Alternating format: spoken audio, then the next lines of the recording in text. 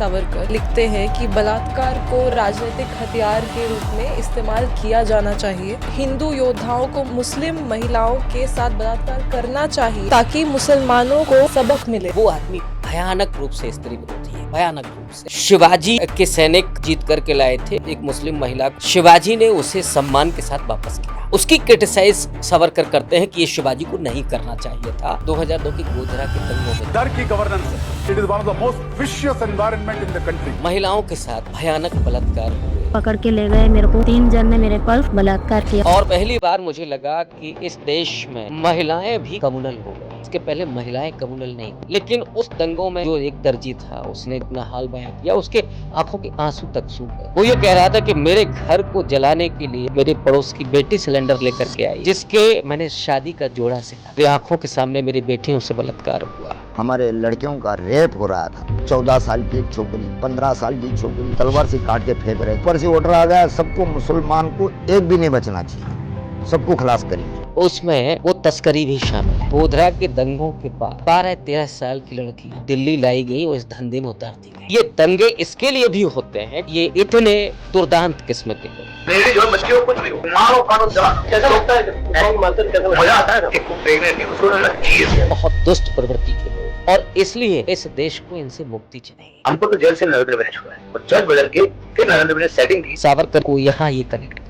Not only enough but excellent work they have done. सदियों तक इस देश में दलित महिलाओं का उत्पीड़न होता रहा, वैसे ही ये मुस्लिम महिलाओं का उत्पीड़न करना चाहते हैं। मुसलमानों को ये आज का दलित बनाना चाहते हैं।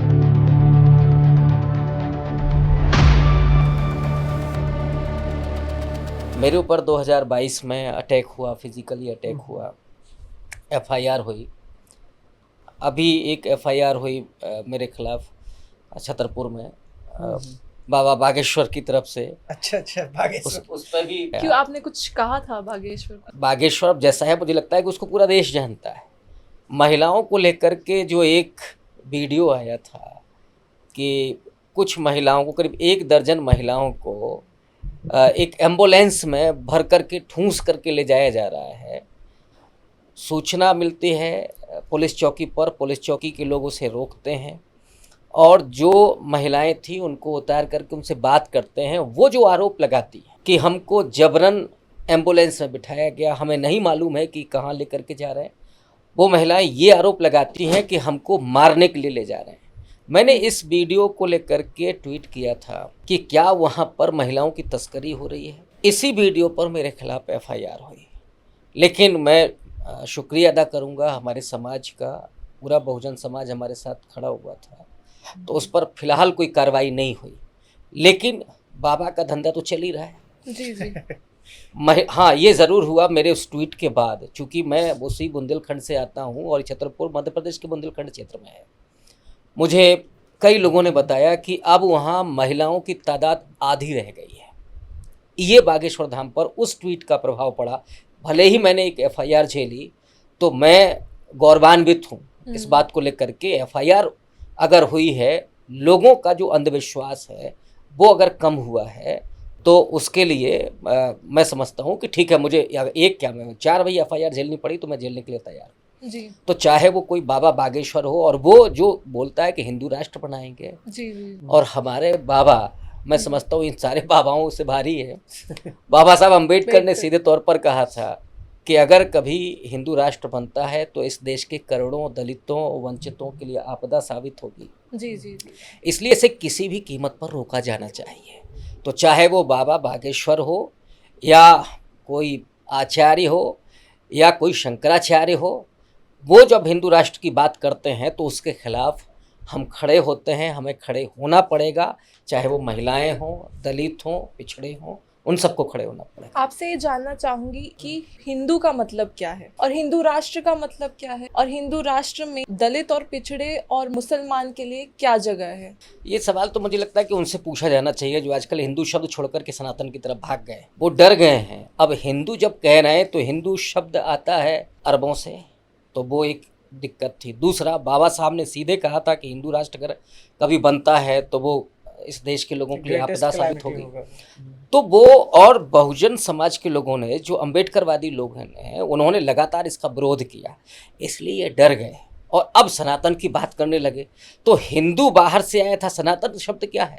सनातन भी बौद्ध धर्म से जुड़ा हुआ शब्द है। इनके पास ना शब्द है, ना शब्दावली है, ना इनके पास कोई थॉट है। मुझे लगता है कि जो हिंदुत्ववादी हैं, जी।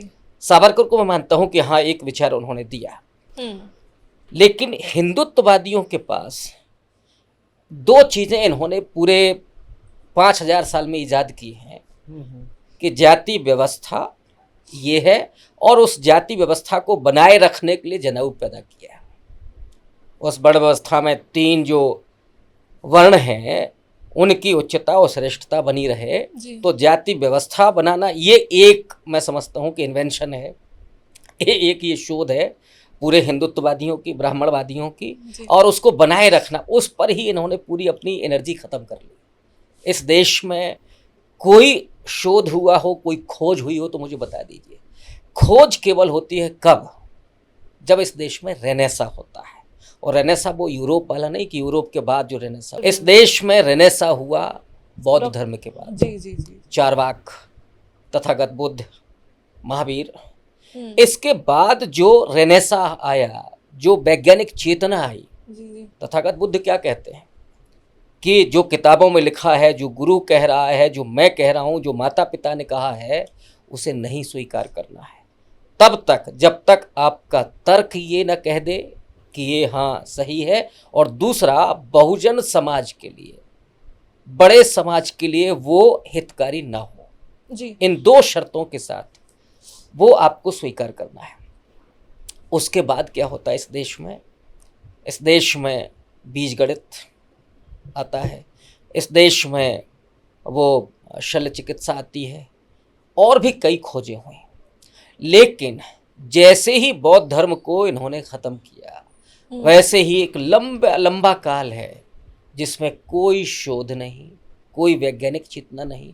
और उसकी बड़ी वजह है कि जो काम है इन्होंने बांट दिया, एक दिमाग का काम, दूसरा शरीर का काम। जी। तो यहाँ बढ़ई होगा बेचारा मेज बनाएगा, नाई होगा वो बाल बनाएगा, कुम्हार होगा वो बर्तन बनाएगा, लेकिन जो पढ़ने लिखने का काम कर रहा है वो ये सब काम नहीं करेगा। और ये किस पीरियड की बात कर रहे हैं? ये आप शुंग काल से लेकर के और शंकराचार्य के बाद तक आप देखिए, ये सारी, ये गुप्ता पीरियड तो स्वर्ण काल है। हाँ, ये इसको तो स्वर्ण काल बना दिया। और स्वर्ण काल का मतलब मैं जो समझता हूँ कि जिसमें दलितों और महिलाओं का सबसे ज्यादा शोषण हुआ, वो इनके लिए स्वर्ण काल है।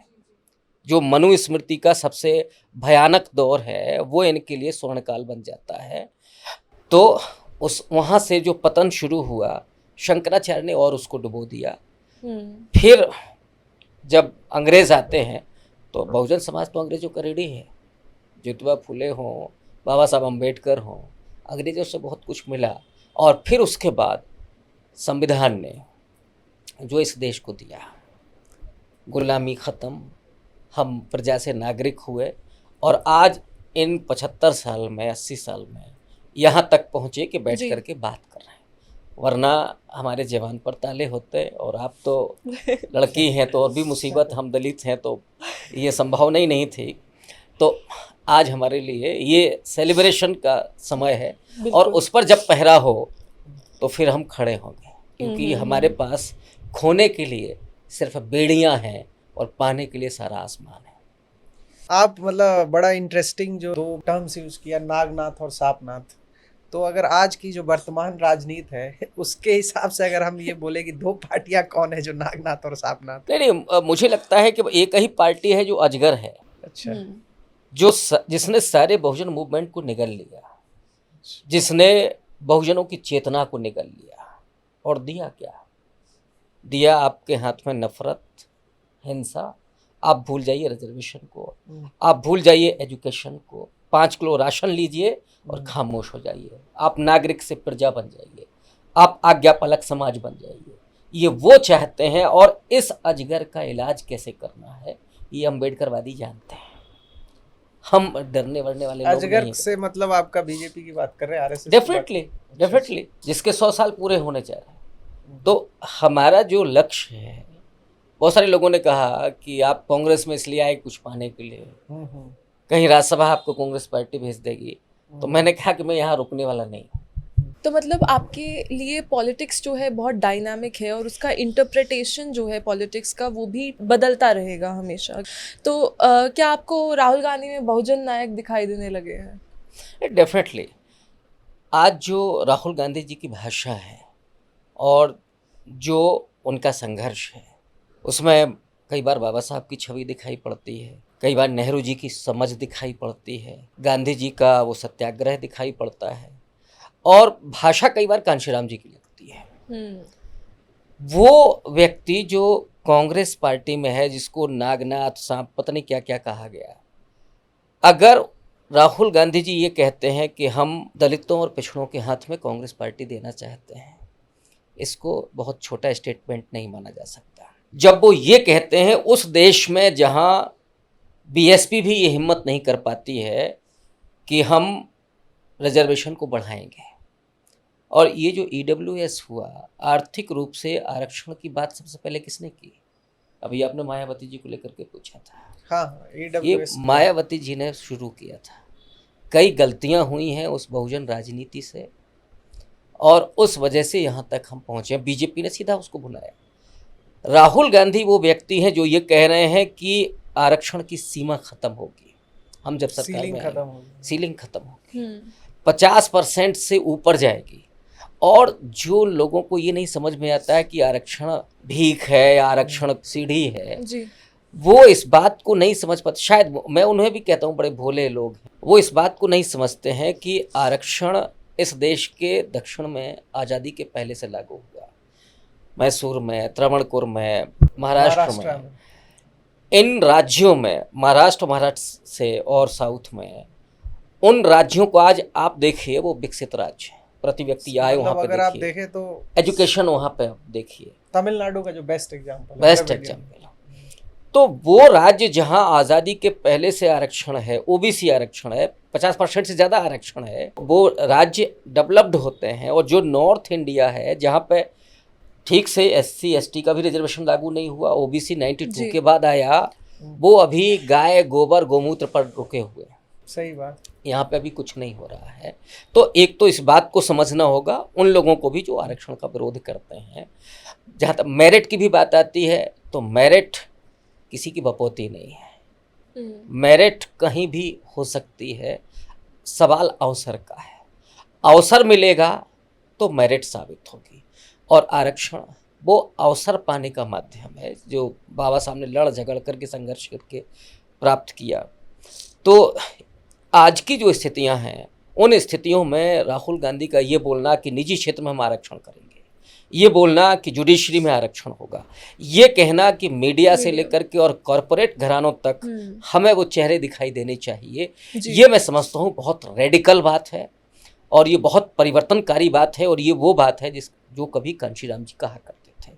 और इसीलिए हम लोग कहते हैं कि राहुल गांधी आज की राजनीति के बहुजन नायक हैं। ये बात चूँकि कोई नहीं बोल रहा है, लड़ा आज कौन रहा है दलितों पिछड़ों के लिए? ये वो राहुल गांधी हैं जो हाथरस में एक वाल्मीकि समाज की बेटी के साथ जो अन्याय हुआ था, उसके लिए वो व्यक्ति पुलिस के धक्के खाता है, जिसके लिए कहा जाता है कि वो चांदी की चम्मच लेकर के पैदा हुआ। वो व्यक्ति जो विदेश से पढ़ के आया, जिसके घर में 3-3 प्रधानमंत्री हुए, वो किसानों के बीच में जाता है, वो दलितों को अपने घर बुला करके भोजन कराता है, वो कुलियों के साथ जाता है, उनके दर्द को महसूस करता है, जो अपने बच्चों को गले लगाता है, जो बुजुर्गों का सम्मान करता है। उस व्यक्ति को अगर हम बहुजन नायक नहीं कहेंगे तो किसे कहेंगे? कम से कम जो बनकर के आए थे विश्वगुरु, उनका ढोल का पुल तो ख़त्म हो चुका है, उनकी सारी ब्रांडिंग ध्वस्त हो चुकी है, और जिस तरीके से देश का उन्होंने बेड़ा गर्क किया है, उससे उबरने के लिए हमें एक ऐसे लीडर की ज़रूरत है, एक ऐसी पार्टी की ज़रूरत है जो उस वैचारिकी पर चले, जिसका पहला लक्ष्य संविधान को बचाने का हो, लोकतंत्र को बचाने का हो। और डेमोक्रेसी जितनी मजबूत होगी उतना ही ज़्यादा इस देश का जो वंचित तबका है, जो हाशिए का तबका है, वो मजबूत होगा। विदाउट डेमोक्रेसी, क्योंकि आप डेमोक्रेसी के डेवलपमेंट को देखिए, जैसे जैसे डेमोक्रेसी आगे बढ़ी है, मैं अगर बहुत संक्षेप में कहूँ, सबसे पहले जो कांग्रेस का दौर था, कांग्रेस के समय पर बागडोर किसके हाथ में थी? अपर कास्ट के हाथ में थी। जी। 70 के दशक तक, बल्कि 80 के दशक तक एक दो लोग थे ओबीसी के, जो चरण सिंह साहब थे, वो आ गए, लेकिन बहुत कम समय के लिए। 80 के दशक के बाद उसी कांग्रेस की नीतियों से जो लोग निकल करके आए थे, वो ओबीसी का उभार होता है, अपर ओबीसी का। Right right. तो अपर ओबीसी आता है, वो चलता है आपका 90 के दशक में 2000 तक। प्रॉब्लम कहाँ आती है कि इसे और नीचे जाना चाहिए था। जी और जी। मैं समझता हूँ कि कांग्रेस ने एक बड़ा काम कर दिया था कि जो सत्ता की जो बैटन थी वो उन्होंने थमा दी ओबीसी के हाथ में। ओबीसी को अति पिछड़ा के हाथ में थमानी थी, दलितों के हाथ में थमानी थी, वो यहाँ से रुक गई। तो अभी जो अति पिछड़ी जातियां हैं या दलित समाज की बहुत कमज़ोर जातियां हैं, दलितों में भी कुछ जातियों का तो उत्थान हुआ है, लेकिन अभी मुसहर हो, खरवार हो, बहुत सारी जातियां अभी बची हुई हैं, जोगी है, गोंड है। राइट। तो इनके हाथ में भी तो वो पावर जानी चाहिए, उनको एहसास होना चाहिए। राहुल गांधी जी का काम यही है, वो जब डेमोक्रेसी के डेवलपमेंट की बात कर रहे हैं तो इन तमाम जातियों के हाथ में वो पावर देने की बात कर रहे हैं। वो ये कह रहे हैं कि आप ये सिर मत गिनिए कि यहाँ मोदी जी ने दिया ना वो सारे, अब ये आप मुंडे गिनते रहिए, उससे कुछ नहीं होगा। आपके पास एजेंडा चाहिए, वो एजेंडा होगा। अभी आरएसएस का एजेंडा चल रहा है, प्रधानमंत्री ओबीसी है, खेल किसका हो रहा है, दमन किसका हो रहा है, ओबीसी का हो रहा है। पिछले 11 साल में ओबीसी के अधिकारों की जितनी हत्या हुई है, इतना पहले कभी नहीं हुई। तो हमें ऐसा वो नहीं चाहिए। राहुल गांधी बेहद ईमानदार, बेहद संवेदनशील और बहुत नेक दिल व्यक्ति हैं। मेरी पर्सनल जो मुलाकातें हैं उससे मैंने महसूस किया है। इसलिए मैं तो बहुत फ़ख्र के साथ, मैंने उस दिन भी कहा, मैं कांग्रेस ज्वाइन कर रहा हूँ बहुत गर्व के साथ, और उस कांग्रेस को ज्वाइन कर रहा हूँ जिसके लीडर राहुल गांधी हैं। तो मेरा वही वक्तव्य था कि मैं राहुल गांधी की कांग्रेस को ज्वाइन कर रहा हूँ। आपने एक जिक्र किया कि सिर गिनाने से नहीं होगा, जिस समाज के नेता को आप मतलब एज ए रिप्रेजेंटेटिव लेके आ रहे हैं। जैसे हम लोगों ने एक पॉडकास्ट किया था उदित राज जी का, तो उन्होंने एक बात बोली थी कि ये जो रामनाथ कोविंद थे, जो आप ही के समाज, कोरी समाज से आते हैं मेरे ख्याल से, तो वो उनके पास बायोडाटा लेके गए थे कि हमारी सिफारिश बीजेपी में कर दो। तो कहने का मतलब है कि नाम मात्र का जो प्रेसिडेंट बनाया, जिनके हाथ में कोई पावर नहीं है, उससे बढ़िया आप क्या सोचते हैं कि उस समाज के लिए नीतियों में परिवर्तन होना चाहिए। तो बेसिकली मेरा कहने का मतलब है कि जो ये रिप्रेजेंटेशन देने की बात होती है नॉमिनल, कि हमने इस समाज का आदिवासी को राष्ट्रपति बनाया, दलित को बनाया, लेकिन पावर किसके पास है इस हिंदू राष्ट्र में या मतलब आरएसएस के रेजिम में? डेफिनेटली रामनाथ कोविंद ने पूरे दलित समाज, बल्कि पूरे बहुजन समाज के अधिकारों का जितना बर्बाद किया है उतना शायद उसके पहले नहीं हुआ था। हाँ। हमारे पास दलित राष्ट्रपति थे ना पहले, के आर नारायणन साहब वो राष्ट्रपति थे जिन्होंने जब stand लिया। सुप्रीम कोर्ट में वो जजों के लिए लिस्ट आई तो उन्होंने पूछ लिया कि भाई एक भी दलित सुप्रीम कोर्ट में जज बनने लायक नहीं है। उसके बाद जो जज बने सुप्रीम कोर्ट में वो कृष्णन की बात। यस, वो सीजीआई तक जाते हैं। लेकिन क्या रामनाथ कोविंद की कभी हिम्मत हुई ये कहने की, कभी वो पूछ सके? तो उन्होंने तो वो, मैं शर्मसार हूँ कि मैं उस जाति से आता हूँ। एक बात ये ऐड कर रहा हूँ, क्या रामनाथ कोविंद ने आपकी जाति के लिए कुछ ऐसा प्रोविजन लाया या इसलिए मैंने कहा ना कि मुझे शर्म आती है कि वो राष्ट्रपति हमारी जाति का है, मुझे शर्म आती है। इस व्यक्ति ने क्या किया, मैं और खुलासा कर दूँ, मैं पहले भी कर चुका हूँ। पिछले, अगर आप 8 महीने पहले की जरा ट्विटर हैंडल पर जाइए, अच्छा, रामनाथ कोविंद के घर में बहुत सारे विदेशी डेलीगेट्स आ रहे थे, मोदी जी दिवाली मनाने जा रहे थे, अमित शाह आ रहे थे, चीफ जस्टिस ऑफ इंडिया आ रहे थे। ये काहे के लिए आ रहे थे? रामनाथ कोविंद क्या कर रहे थे? कौन सी डीलिंग हो रही थी वहाँ पे? लेकिन जब वो एक मेरा कार्यक्रम जिसमें मैंने ये बात कही थी, उसके बाद ट्विटर पर डालना उन्होंने बंद कर दिया।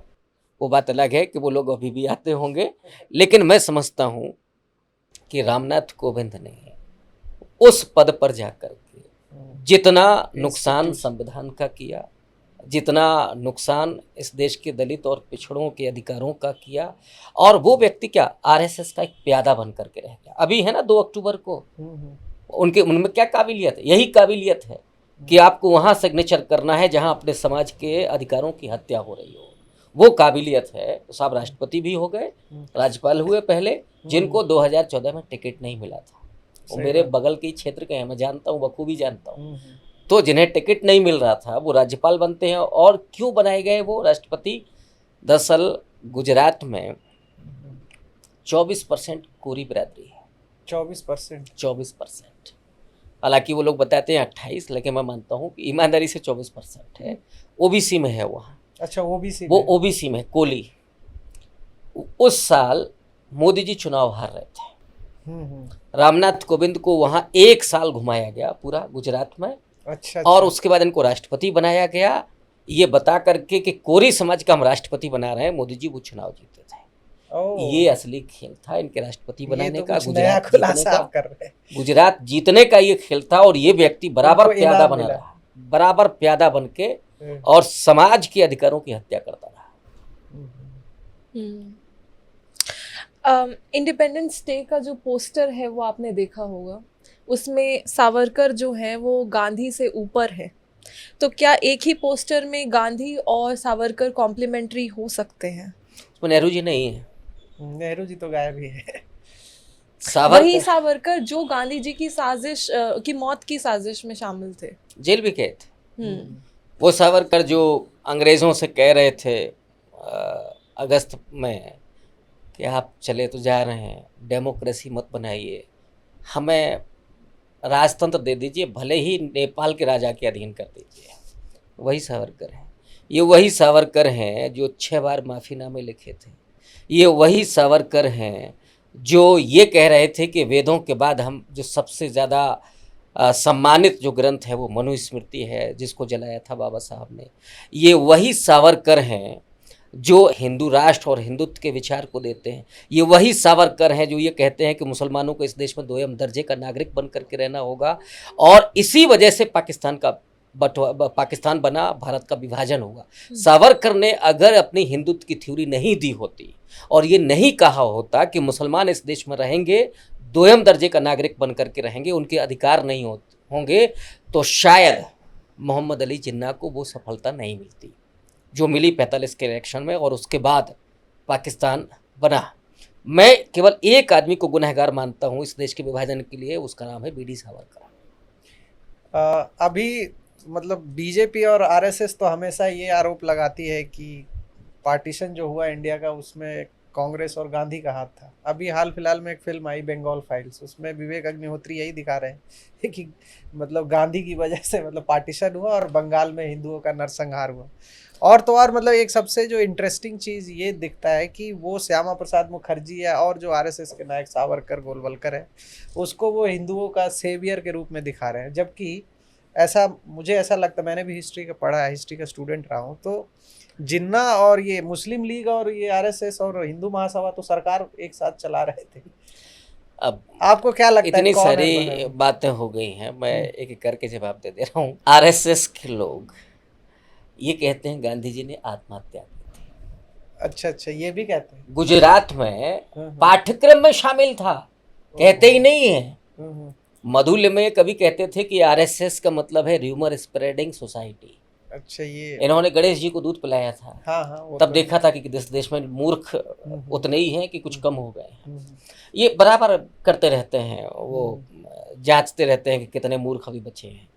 खैर, उस पर हम खरे उतर रहे हैं, ये देश खरा उतर रहा है अभी भी।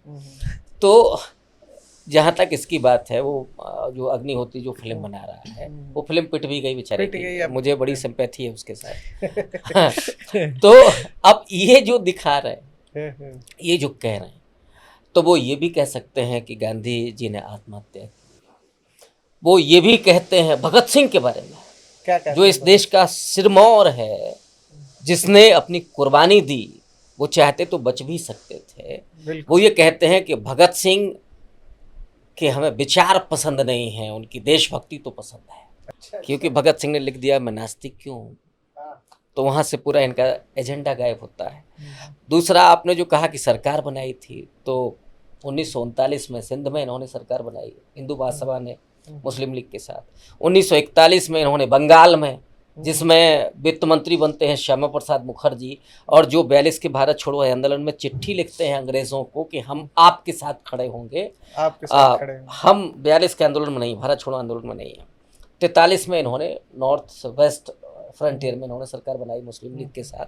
तो ये मुसलमानों से ज़्यादा दुश्मन हैं दलितों और पिछड़ों के। इनको मनुस्मृति लागू करनी है। इन्होंने अभी कश्मीर में बनाई, उस अलगाववादी पार्टी के साथ सरकार बनाई, पीडीपी के साथ, जिसको ये पानी पी पी करके गाली देते कोसते थे।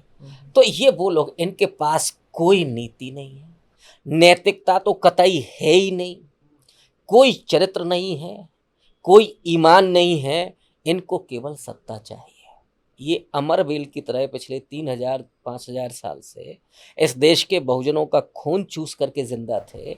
वो अभी भी ये चाहते हैं कि हम ऐसे ही जिंदा रहें, लेकिन संविधान ने इनका सारा बर्बाद कर दिया है। इसीलिए ये संविधान पर हमला कर रहे हैं। वो चाहते हैं कि संविधान ख़त्म हो जाए। मैं आपके भी उस सवाल को ले लेता हूँ कि सावरकर को गांधी के ऊपर इन्होंने जो किया, सावरकर एक जन्म किया, वैसे तो पुनर्जन्म को मैं मानता नहीं हूँ, अभी 10 भी जन्म ले लें तो भी गांधी के बराबर नहीं हो पाएंगे। सावरकर को इस सरकार के पहले कितने लोग जानते थे?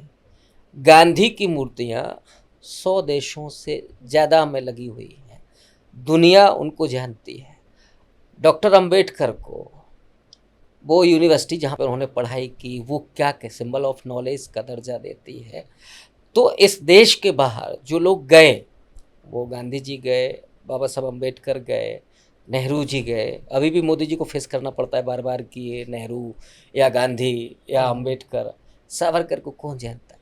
अब ये बेचारे परेशान हैं कि किसी तरीके से हम सावरकर को बड़ा बना लें। अरे भाई, चित्र बड़ा बनाने से बड़ा नहीं बनता है, चरित्र बड़ा होने से व्यक्ति बड़ा बनता है, जो इनका कभी है नहीं। तो अभी मोदी जी ने इंडिपेंडेंस डे की स्पीच में आरएसएस का जिक्र किया और 100 साल पूरे होने पे बधाई दी, और उन्होंने यहाँ तक कह दिया है कि आरएसएस जो है दुनिया का सबसे बड़ा एनजीओ है ना। तो आपको क्या लगता है, एनजीओ है या कोई आतंकवादी संगठन है या जो बहुजन विरोधी संगठन है, क्या है? एनजीओ का एक डॉक्यूमेंट होता है, सदस्यता होती है, लेकिन आरएसएस का कुछ भी नहीं है। और ये इतने बदमाश किस्म के लोग हैं, बेहद फ्रॉड लोग हैं। तब से लेकर के अब तक इन्होंने इस संस्था को रजिस्टर्ड नहीं कराया। ऑडिटिंग तो भूल ही जाएगी। काहे की ऑडिटिंग, जब है ही नहीं, बायलॉज ही नहीं है। एनजीओ है तो बायलॉज दिखा दें मुझे, कोई बायलॉज नहीं है। तो वो आरएसएस, इसके जो आनुषंगिक संगठन हैं वो रजिस्टर्ड हो गए हैं, उनके पास पैसा वैसा कोरोना में बहुत गया, बहुत माल कमाया इन्होंने। वो लोग जो संस्कृति और देश की सेवा की बात करते थे, वो आजकल 5 सितारा होटलों में रुक रहे हैं, मलाई छान रहे अच्छा खासा। अब उनको जो लत लग गई है ना, यही डुबोएगी आगे चल करके। आरएसएस को जो बधाई दी जा रही है, मोदी जी बेचारे जान रहे थे कि 75 साल के हो रहे हैं। मोहन भागवत एक बार कह चुके थे कि अब रिटायर्ड हो जाना चाहिए। तो ये तारीफ इसके लिए थी, तारीफ इसलिए नहीं थी कि आरएसएस इतना बड़ा एनजीओ है, लेकिन आरएसएस वो संगठन है जो इस देश में 3 बार प्रतिबंधित हुआ। गांधी जी के हत्या के बाद गृह मंत्री सरदार पटेल ने 25,000 स्वयंसेवकों को जेल भेजा था। 19 महीने प्रतिबंधित रहा आरएसएस। उसके बाद आपातकाल में, फिर 92 में, 3 बार जो संगठन प्रतिबंधित रहा हो, उस संगठन को आप क्या कहेंगे? वो संगठन समरसता मंच चला रहा है या आतंकवादी संगठन चला रहा है? आप बड़े संगीन आरोप लगा रहे हैं। वो नहीं, ये संगीन आरोप क्या है, मैं तो पूछ रहा हूँ। ये देश बताएगा ना कि क्या है ये वो नाथूराम गॉडसे को जो देशभक्त कहता है, मैं उसको क्या मानूं? जिसने राष्ट्रपिता गांधी की 86 वर्ष के उस बुजुर्ग के सीने में 3 गोलियां दागी थी। ये नफरत कौन सिखा रहा था उसको? मैं क्या, उसको देशभक्त तो स्वीकार करेगा ये देश? आरएसएस को क्या मान लिया देशभक्त संगठन है? नहीं। इसने कोई देशभक्ति का प्रमाण मुझे आज तक बता दीजिए कि आरएसएस ने कुछ देशभक्ति। ये संविधान के खिलाफ ये खड़े रहे।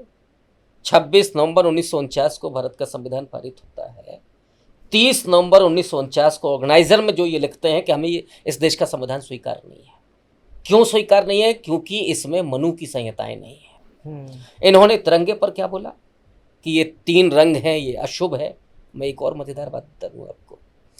जिस समय राष्ट्रध्वज पर चर्चा होनी थी संविधान सभा में, उसके ठीक पहले बाबा साहब दिल्ली से बम्बई गए थे। जब बाबा साहब हवाई जहाज पर बैठने लगे तो 3 महासभा हिंदू महासभा के लोग आते हैं और बाबा साहब से कहते हैं कि आप दिल्ली जा रहे हैं और अब संविधान सभा में राष्ट्रध्वज पर बात होगी, जरा भगवा पर बात कीजिएगा। भगवा को राष्ट्रध्वज बनाने के लिए बाबा साहब ने मुस्कुराते हुए जानते क्या जवाब दिया था कि एक महार के बेटे से चाहते हो कि भगवा राष्ट्रध्वज बने। और ये कई बार कहते हैं कि सावरकर के साथ बड़े अच्छे ताल्लुक संबंध है। हाँ, ये आजकल बहुत फैशनेबल हो गया। सावरकर को दरवाजे के भीतर नहीं घुसने दिया कभी बाबा साहब ने। गोलवलकर को कभी कोई एंट्री नहीं थी। ये वो लोग थे जो बाबा साहब इनको क्या बहस करने लायक समझते थे, कभी नहीं समझा उन्होंने, कभी नहीं समझा। गांधी को उन्होंने बहस के लायक समझा, गांधी से कई बहसें की उन्होंने गोलमेज सम्मेलन से लेकर के। नेहरू जी के साथ इतने अच्छे ताल्लुकात थे। नेहरू जी जब विदेशी डेलीगेट्स से मिलवाते थे बाबा साहब को तो ये कहते थे कि हमारे कैबिनेट के डायमंड हैं ये, बिल्कुल इतना रिस्पेक्ट होता था। तो ये जो संघ है ये इस देश के बहुजनों का दुश्मन है और ये वही पेशवाई दौर लाना चाहते हैं जिसमें आगे मटकी पीछे झाड़ू होगी। लेकिन ये अब जिस दौर में और जिस सोच में है इस देश का ना दलित ना बहुजन इसको स्वीकार करने के लिए तैयार नहीं है। मुझे लगता है कि जिन महिलाओं को वो अधिकार मिला वो महिलाएं कहीं झाड़ू लेकर के इनके पीछे ना पड़ जाए। इस झाड़ू का ये ख्वाब देख रहे हैं वो भी नहीं छोड़ने वाले, वो झाड़ू छोड़ करके कलम पर आई हैं। अब वो जो दहलीज के भीतर आप तो क्या अजीब वो तर्क देता है आदमी, महिलाओं को 3 बच्चे पैदा करने चाहिए। अबे तू एक करके दिखा दे। खुद तो कर नहीं पा रहे कि 3 बच्चे क्यों पैदा करने चाहिए? तो बच्चे पैदा करने की मशीन बना दिया है आपने, क्या समझ लिया वो इंसान नहीं है? और इसी आर्गुमेंट का यूज करके मुसलमानों को क्रिटिसाइज हाँ कि मुसलमानों की आबादी बढ़ रही है। फैक्ट्स कहाँ है? मुसलमानों की आबादी घटी है जी। सच। उसके बाद पूरा जो रेशियो है, जो जन्म दर है वो जन्म दर घटी है। अब चूंकि वहाँ अशिक्षा ज़्यादा है, गरीबी ज़्यादा है। मैं 6 भाई बहन हूँ, मोदी जी कितने भाई बहन हैं? मोदी जी मुसलमान तो नहीं है। जब मोदी जी के इतने भाई बहन हो सकते हैं तो किसी गरीब अशिक्षित मुसलमान के भी इतने बच्चे हो सकते हैं, 8 हो सकते हैं। मोदी जी के कितने भाई बहन है मुझे नहीं पता है। 8 तो ये तो पहली बार शायद आप खुलासा कर रहे हैं। 8 भाई बहन होने के बाद वो मुसलमानों को गाली मार रहे हैं। नहीं ये वो तो बहुत लंबे समय तक ये भी नहीं बताया कि उनके वो शादीशुदा हैं। अच्छा। ये बहुत झूठे किस्म के लोग, बहुत फ्रॉड किस्म के लोग। वो तो मामला प्रधानमंत्री बनने का आया तब वो एफिडेविट में आया कि पत्नी कौन है, वरना जसोदा बहन तो गायब ही थी पिक्चर। एक महिला को जीवन भर इस तरह से अपमानजनक परिस्थिति में रहना पड़ा। वो अच्छा है कि मोदी जी दीर्घायु हों और बगैर करवा चौथ के जी रहे हैं इतना लंबा ना। अब जसोदा बहन करवा चौथ रखती हैं कि नहीं रखती हैं मुझे नहीं पता, लेकिन चूंकि अब साथ नहीं है तो हम ये मानते हैं कि बगैर करवा चौथ की भी लंबी उम्र उनको मिल रही है। मोदी जी के और आरएसएस के जो एक बड़े आइकॉन हैं जिस पर अभी हमने बात की, सावरकर, वो अपनी किताब 6 glorious epochs of Indian history में ये लिखते हैं कि बलात्कार को राजनीतिक हथियार के रूप में इस्तेमाल किया जाना चाहिए और हिंदू योद्धाओं को मुस्लिम महिलाओं के साथ बलात्कार करना चाहिए ताकि मुसलमानों को सबक मिले। ये बात वो लिखते हैं अपनी किताब में। तो बेसिकली मोदी जी जहाँ पे बेटी बचाओ बेटी पढ़ाओ अभियान के बारे में बात करते रहते हैं, वहीं पे उनके ऐसे आइकॉन ये सब बातें लिखते हैं। तो एजेंडा क्या है महिलाओं को लेकर इस सरकार का, खास करके मुस्लिम महिलाओं को? अब मुस्लिम महिलाओं को लेकर के वो 3 तलाक और ये सब चीज़ें हो चुकी हैं और ये बहुत ज़रूरी मुद्दा जो आपने छेड़ा है। इनका जो एजेंडा है ये घरों में भी फूट पैदा करना चाहते हैं। 14 के बाद कुछ ऐसी पॉलिसीज़ आई मुस्लिम महिलाओं के लिए जो चल रही थी। मैं उसमें एक प्रशिक्षक के तौर पर गया हूँ, उसका साक्षी हूँ, तब मैं ये कह रहा हूँ। उसमें महिलाओं को पुरुषों के खिलाफ भड़काया जाता था। मुझे भी बुलाया गया कि आपको बोलना है इस मुद्दे पर, तो मैं तो अपने हिसाब से बोल रहा था। तो 4 क्लास के बाद फिर मुझे हटा भी दिया। तो मैंने उनसे पूछा कि अरे भाई ये क्या, उसमें बाकायदा लंच मिलता था, उनको एक किट मिलती थी, कुछ पैसा मिलता था, तो ये इन्होंने किया। लेकिन मुस्लिम पुरुषों के खिलाफ उसमें भड़काया जा रहा था, ये सब किया जा रहा था। तो मैंने जब उससे पूछा, जो उसका ऑर्गेनाइज़र था, कि ये आप क्यों कर रहे हैं, तो उसने गाली दे करके कहा कि इन महिलाओं को हमें वो चीज़ें समझानी है कि जो पुरुष इनके प्रताड़ित करते हैं, और ये दरमूर्ख है, पता नहीं क्या क्या उसने बोला। तो खैर 4 क्लास के बाद मैं वहाँ से निकल गया। इनका कोई एजेंडा नहीं। हिजाब पर आप देख लीजिए, मुस्लिम महिलाओं के बलात्कार का जहाँ तक वो सवाल है, सावरकर का, वही यहाँ तक आ रहा है, मैं उसको जोड़ूंगा अभी। सावरकर ने बहुत अलग बातें की हैं, और इसलिए मैंने कहा कि सावरकर एक आइडियोलॉग है, मैं मानता हूँ इस बात को। सावरकर ने ये बात लिखी है, और शिवाजी को इसके लिए वो क्रिटिसाइज करते हैं, जो इनके दूसरे नायक हैं जिन्होंने हिंदू हृदय सम्राट शिवाजी को बनाया। शिवाजी ऐसे हैं नहीं। शिवाजी के सैनिक जीत करके लाए थे, और एक मुस्लिम महिला को भी लाए थे। शिवाजी ने उसे सम्मान के साथ वापस किया। उसको, उसकी क्रिटिसाइज सावरकर करते हैं कि ये शिवाजी को नहीं करना चाहिए था, जबकि शिवाजी की नज़र में वो स्त्री, माँ बहन ये थी, बहुत सम्मान के साथ वो देखते थे, और यही असली शिवाजी हैं। शिवाजी वो नहीं है जो भूषण ने बनाए और जो संघियों ने बनाए।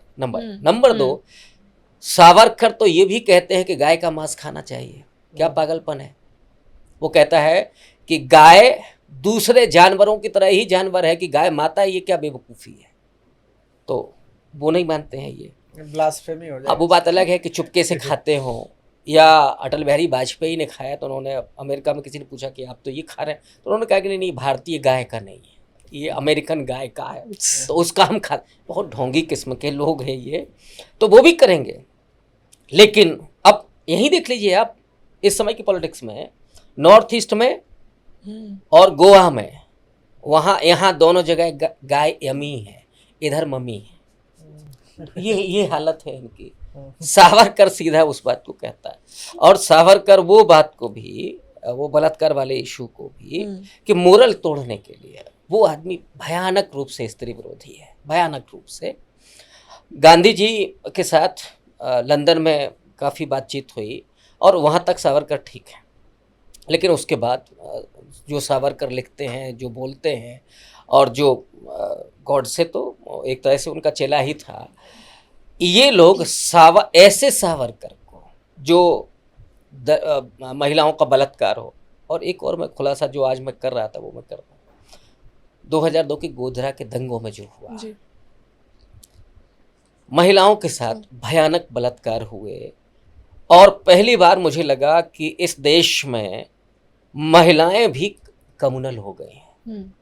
इसके पहले महिलाएं कम्युनल नहीं होती थी, महिलाओं में बहनेपा का भाव होता था। लेकिन उस दंगों में ये देखा गया कि किसी जो एक दर्जी था, उसने जो कहा, जो अपना हाल बयां किया, उसके आंखों के आंसू तक सूख गए। वो ये कह रहा था कि मेरे घर को जलाने के लिए वो मेरे पड़ोस की बेटी सिलेंडर लेकर के आई, जिसके मैंने शादी का जोड़ा सिला था, और मेरा घर, मेरी आंखों के सामने मेरी बेटियों से बलात्कार हुआ। ये जो पूरा हो रहा था, उन मुसलमानों के दुकानें उजाड़ दी गई, उनका व्यवसाय चौपट कर दिया गया। आपने प्रदीप सौरभ एक साहित्यकार हैं, यहीं दिल्ली में रहते हैं, उनका एक उपन्यास है मुन्नी मोबाइल। कई बार जो राजनीति में नहीं लिखा है, राजनीतिक इतिहास में दर्ज नहीं होता, वो लिटरेचर में दर्ज होता है जी। उस उपन्यास में प्रदीप सौरभ चूंकि पत्रकार हैं जी, वो खालिस साहित्यकार नहीं है, बड़ा शोध के बाद उन्होंने लिखा। ये जो लोग हैं उसमें वो तस्करी भी शामिल है, महिलाओं का शारीरिक शोषण में भी वो शामिल है। प्रदीप सौरभ ने उस उपन्यास में लिखा कि गोधरा के दंगों के बाद 12-13 साल की लड़कियां वो दिल्ली लाई गई और इस धंधे में उतार दी गई, जिनको ठीक से अभी ये भी नहीं पता था कि ये शारीरिक जो यातना है वो क्या है, उसमें धकेल दिया गया। ये दंगे इसके लिए भी होते हैं कि ताकि मुस्लिम समाज की लड़कियों को ये मार्केट में उतारने धंधों के लिए। ये इतने दुर्दांत किस्म के लोग हैं, ये बहुत दुष्ट प्रवृत्ति के लोग हैं, और इसलिए इस देश को इनसे मुक्ति चाहिए। सावरकर को यहाँ ये कनेक्ट करते हैं। तब वो बात हो रही थी युद्ध की, अब इनके लिए ये दंगे जिसमें ये नरसंहार कर रहे हैं, ये भी इनके लिए उसी तरह का युद्ध है। और उस युद्ध में मोरल तोड़ने के लिए पुरुषों को, उस दर्जी को बिठा करके उसके आंखों के सामने उसकी बेटियों का रेप होता है, किसके लिए? उसके मनोबल को पूरी तरीके से ख़त्म करने के लिए।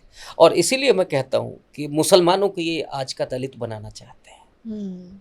इनके घरों में झाड़ू पोछा कौन करेगा, रिक्शा कौन चलाएगा, इनके यहाँ मजदूरी कौन करेगा, ये। और जैसे सदियों तक इस देश में दलित महिलाओं का उत्पीड़न होता रहा, वैसे ही ये मुस्लिम महिलाओं का उत्पीड़न करना चाहते हैं। दंगों में तो रेप होते ही हैं, ऐसे रोज रेप होते हैं, जबरिया, आर्थिक दबाव में और दूसरे तरह के दबाव में। ये उस हद दर्जे के लोग हैं, उस दुष्ट प्रवृत्ति के लोग हैं। क्योंकि हम आरएसएस और बीजेपी की बात कर रहे हैं, तो अभी जो एनसीईआरटी की किताबों से मुगलों का इतिहास, इवन राजपूतों का इतिहास को भी गायब कर दिया गया है और पेशवाओं के इतिहास को पूरा ग्लोरीफाई कर रहे हैं। तो आपको क्या लगता है, इनके पीछे कोई ब्राह्मणिकल प्रोजेक्ट है, क्या है? डेफिनेटली। अब पहली बार हम लोग जान रहे हैं कि अकबर जो है वो बहुत क्रूर शासक है। उसने अपने शासन के दूसरे साल में कितने हजार लोगों को मरवा दिया। पहले बाबर टारगेट इन्होंने किया, फिर अचानक औरंगजेब खलनायक बना, अब अकबर को भी ये खलनायक बना रहा है। जो मिडिल पीरियड है, मुगलों का जो पीरियड है, उसकी जो भूमिका है इस देश के इतिहास में है, उसने जो योगदान दिया इस देश के इकोनॉमी में, इस देश के समाज में, इस देश की संस्कृति में, उस सब को भुला करके उन्हें क्रूर बादशाह के रूप में दिखाना, ये दरअसल वही विभाजनकारी नीति है। और उसको इन्हें बच्चों में लेकर के ये जा रहा है। अभी दशहरा आ रहा है, जहाँ पे वो शस्त्र पूजन होगा, फिर उसके बाद ये तलवारें देंगे, वो लहराई जाएंगी। और ये किसको दे रहा है? शिवराज सिंह चौहान का लड़का तो तलवार नहीं पकड़ रहा है। अमित शाह के लौंडे के हाथ में तो तलवार है नहीं। वो तलवार किसके हाथ में? आदिवासी के हाथ में, दलित के हाथ में, वो लड़कियों के हाथ में ये दे रहा है। अब आप सोचिए, जो हम लोग पढ़ते रहे हैं कि मात्र सत्तात्मक समाज बड़े शांति प्रिय होते हैं, महिलाएं हिंसक आमतौर पर नहीं होती हैं, उनके हाथ में जब आप तलवारें देंगे, इसके नाम पर नहीं, उनको सुरक्षा करनी है। बता दी उन्होंने किसकी सुरक्षा करनी है। और ये इतिहास बहुत बारीकी से बनाते हैं।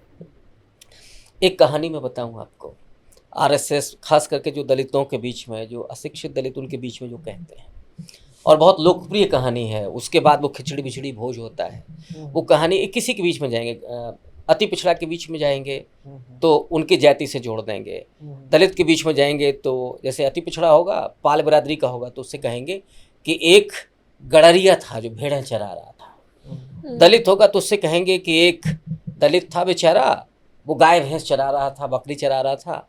उधर से एक राजकुमारी की डोली आई, मध्यकाल का बताएंगे। अच्छा अच्छा। राजकुमारी की डोली आई, अचानक जो मुस्लिम सूबेदार था वहाँ का, उसने उस डोली पर हमला कर दिया। ये जो गाय भैंस भेड़ चरा रहा था, इसने अपनी जान दे करके राजकुमारी की रक्षा की। उसके बाद जय श्री राम।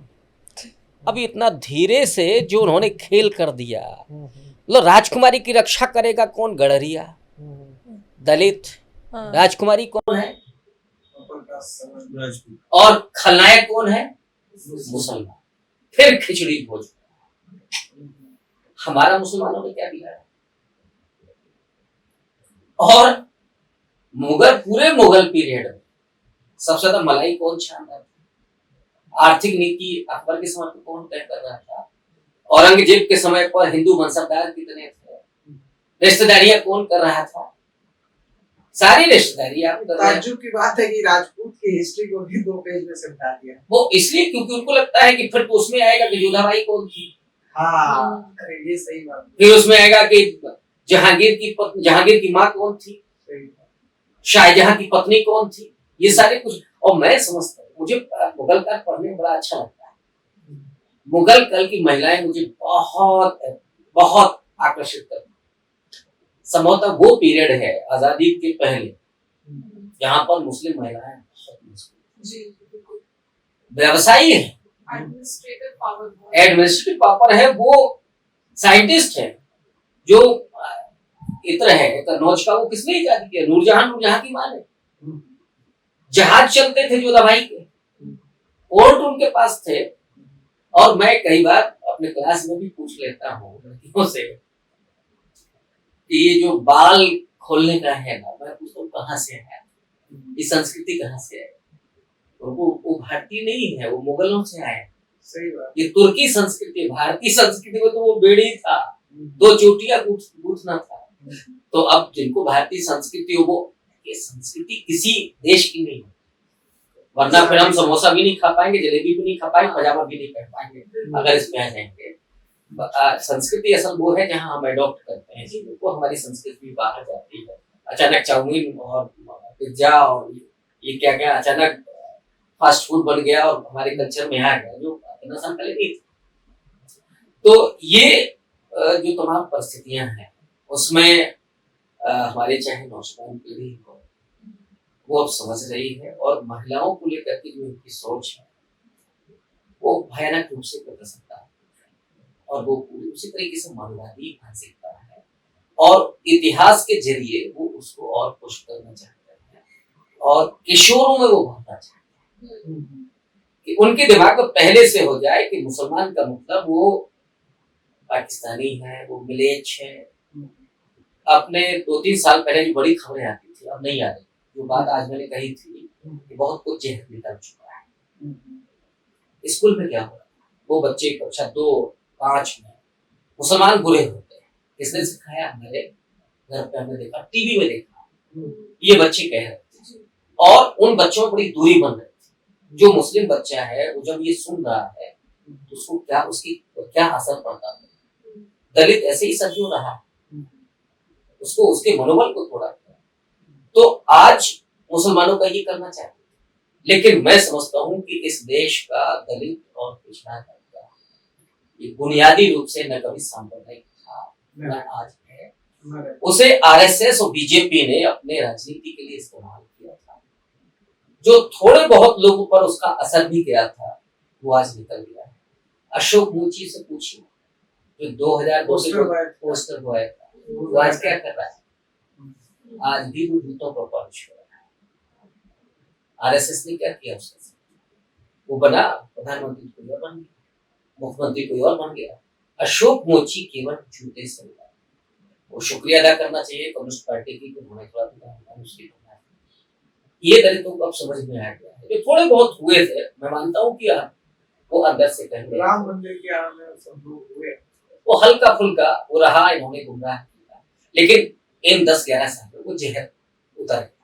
तो सर क्योंकि आप इन सब लोगों की बात कर रहे हैं जो कम्युनलाइज हुए, तो 2014 के बाद ये ट्रेंड आया है कि दलितों का उत्पीड़न भी बढ़ा है और मुसलमानों की मॉब लिंचिंग भी हुई, और साथ साथ जो आरएसएस का एजेंडा तो चला ही, तो कहीं न कहीं आपको कुछ न कुछ कॉमनैलिटी दिखती है या कुछ ऐसा रिलेशन दिखता है जिसमें मतलब दलितों के ऊपर उत्पीड़न भी बढ़ रहा है, साथ साथ वो मॉब लिंचिंग भी बढ़ रही है क्योंकि आरएसएस के रेजिम में क्या मतलब दलित और मुस्लिम दोनों मतलब कुछ न कुछ सिमिलरिटी दिख रही है? दोनों टारगेट है। दलित तो इनके लिए पहले से भी अछूत थे, उनका बहिष्कार चाहिए था, और ये पेशवाई माइंडसेट के लोग। हाँ, तो पेशवाई दौर में क्या हो रहा था ये तो अभी का है, और ये इतिहास में दर्ज है। ये कई बार कहते ना कि ये तो ऐसे ही मनगढ़ंत चीजें हैं, अंग्रेजों ने ये सब कर दिया। अरे साउथ इंडिया में दलित महिला अगर वो वस्त्र नहीं पहन सकती थी, इस तरह उसको खुले रखने पड़ते, इस तरह टैक्स ले, ये भी इतिहास में दर्ज है। पेशवाई दौर में अगर झाड़ू और मटकी का ये नियम था तो ये इतिहास में दर्ज है। ये उसी माइंड सेट के लोग हैं, इसलिए दलितों को जो इन 70-80 साल में हुआ कि वो दलित आकर के आपके बगल में बैठ गया, उससे बड़ी दिक्कत है। इनको एलीट मुस्लिम से उतनी दिक्कत नहीं है। आरएसएस और भाजपाइयों के दर्जनों दामाद मुसलमान हैं। किस किस के? अशोक सिंघल से लेकर के और आडवाणी तक आप देख लीजिए। एक लखनऊ वाला था, उसने अपना दामाद बनाया। रामलाल या कुछ करके नाम, हाँ। उसने भी दामाद बनाया। इनको असली जो दिक्कत है वो दलितों से, मुसलमानों को इन्होंने टारगेट किया उस सत्ता के लिए, दलित और पिछड़ों को गुमराह कर।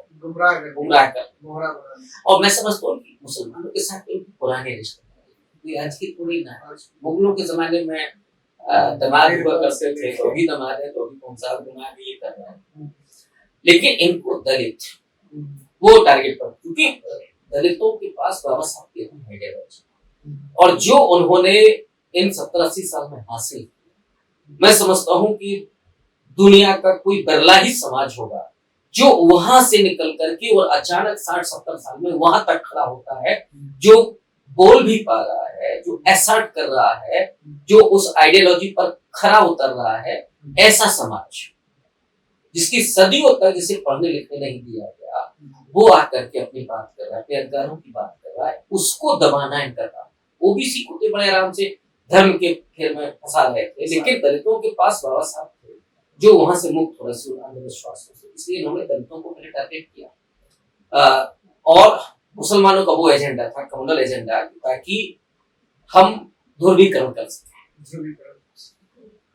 आप कहीं एक स्टेटमेंट ले रहे हो कि अभी जस्ट आपने ये बात कही कि मुसलमानों ने दलितों का क्या बिगाड़ा। अक्सर ये सुनने को मिलता है ब्राह्मणवादी फोर्सेस से, बीजेपी आरएसएस के रूप में, कि सारे रिसोर्सेज बहुजनों के और दलित के मुसलमान खा रहे हैं। तो कौन खा रहा है दलित बहुजनों का रिसोर्सेज इस देश में? देखिए, मैं थोड़ा उस पर भी चला जाए। मुगल पीरियड हो या सल्तनत पीरियड, जो दलित था या जो बहुजन था, ओबीसी था, वो अपना काम कर रहा था। स्थिति में सुधार नहीं हुआ, इसमें कोई दो राय नहीं। मुगलों ने दलितों के उत्थान के लिए कुछ खास नहीं किया। शुरू में जो इनका सबसे बड़ा खलनायक बना औरंगजेब, वो क्यों बना?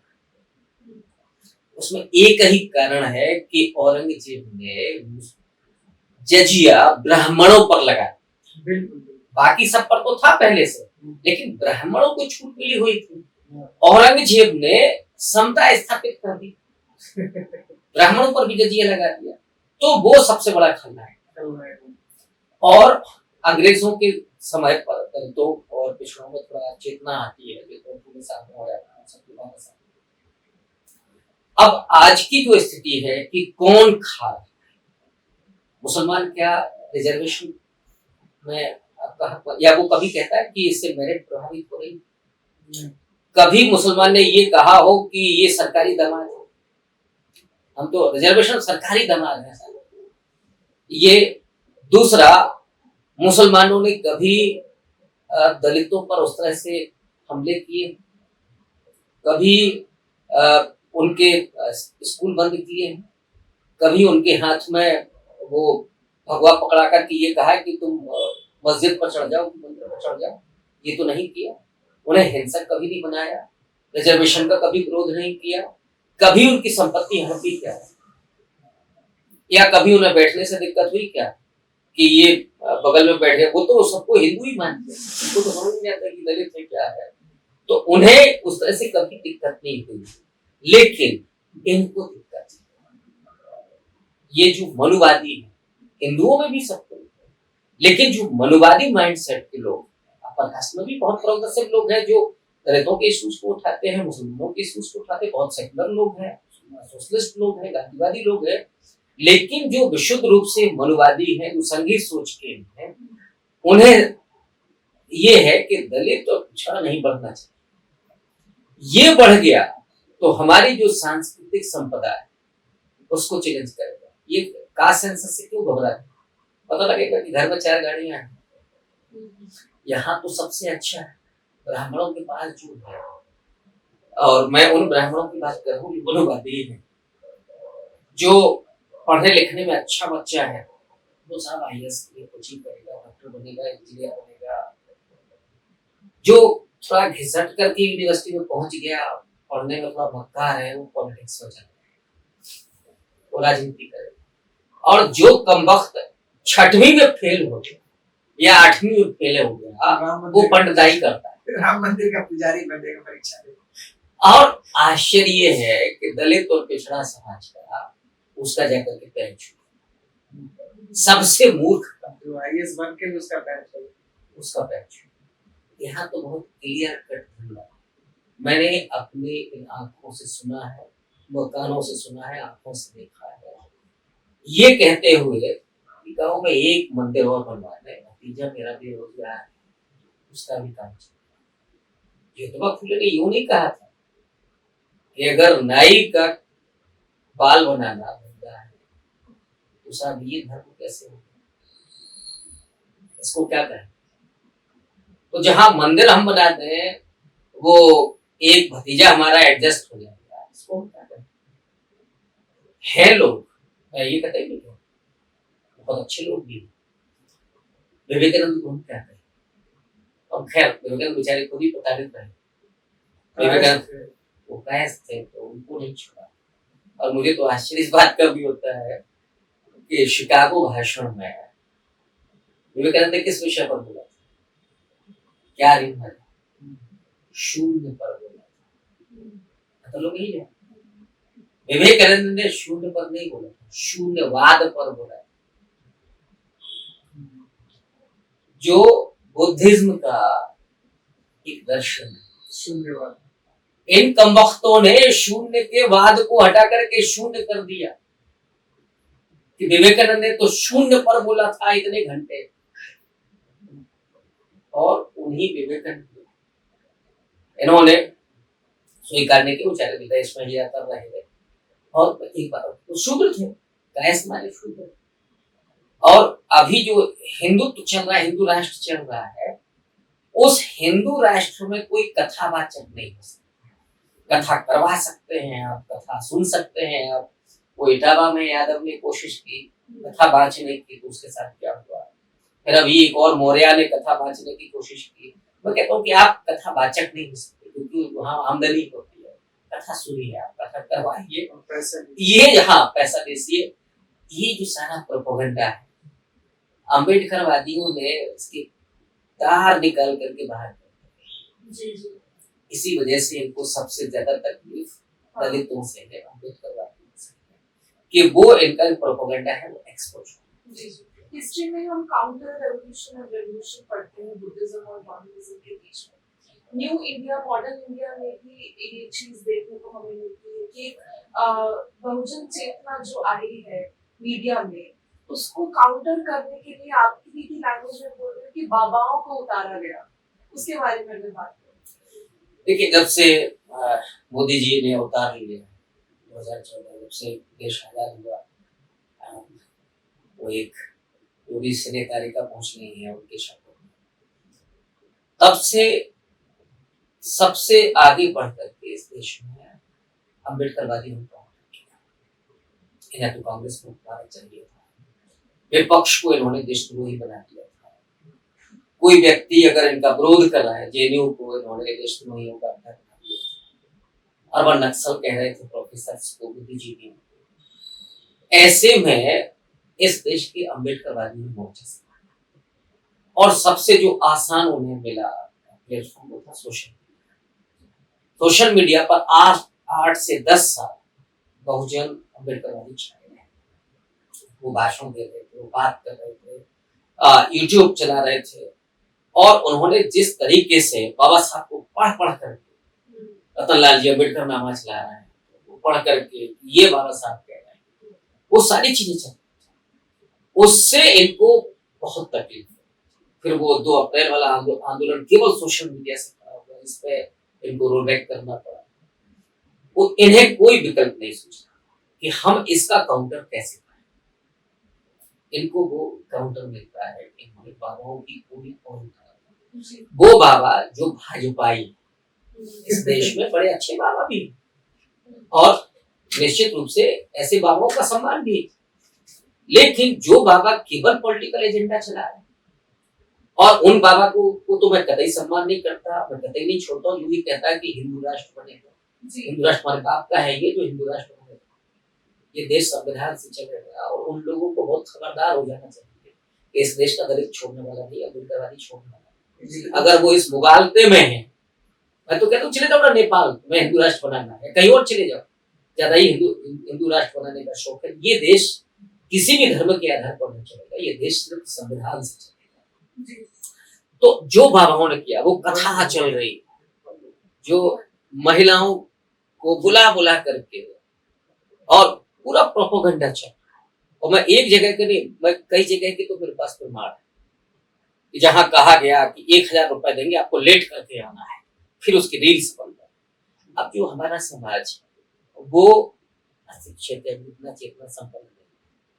अब वो जब इधर देख रहा है, थोड़ा इधर भी देख रहा है, उसको गुमराह करने की कोशिश हुई। और फिर बाबा सिर्फ यही नहीं कर, बाबाओं को लगाया गया। राहुल गांधी कोई बात कह रहे, उसके काउंटर में भी बाबाओं को लगाया गया, बाकायदा कोई कंट्रोवर्शियल स्टेटमेंट देने के लिए उनको कहा। अचानक कैसे आ गया कि वो चित्रकूट वाला कुछ बोल रहा है, अमृताचार्य कुछ बोल रहा है, बागेश्वर कुछ बोल रहा है, आपस में ही भिड़े हुए हैं। वो कह रहा है कि 4 जो ब्राह्मण होते हैं वो नीच होते हैं, और उस पर साफ डिस्कशन चल रही है। अनिरुद्धाचार्य महिलाओं को लेकर के अपमानजनक टिप्पणी करता, तो उस पर प्राइम टाइम चला। ये प्राइम टाइम लाइक टॉपिक है, क्योंकि राहुल गांधी ने कोई खुलासा किया तो वो वहां और तो कुछ मिल नहीं रहा। इसलिए बाबाओं का ऐसे इस्तेमाल अब तो मुख्य धारा की मीडिया में उनको ला करके, उनके टॉपिक्स को ला करके, वो राम भद्राचार्य, जिसको मैं अभद्राचार्य कहता हूँ, उस अभद्राचार्य का भाई 4 एंकर जा करके उसका इंटरव्यू करते हैं। किस लायक है वो इस देश के आरक्षण का विरोध करता है, बाबा साहब अम्बेडकर को अज्ञानी कहता है, उसका साफ हो रहा है। वो ये भी बात कहता है कि जो भगवान राम को नहीं मानता वो चमार है, और उनको ज्ञानपीठ अवार्ड भी मिला। ज्ञानपीठ, वो यही ज्ञान है ना,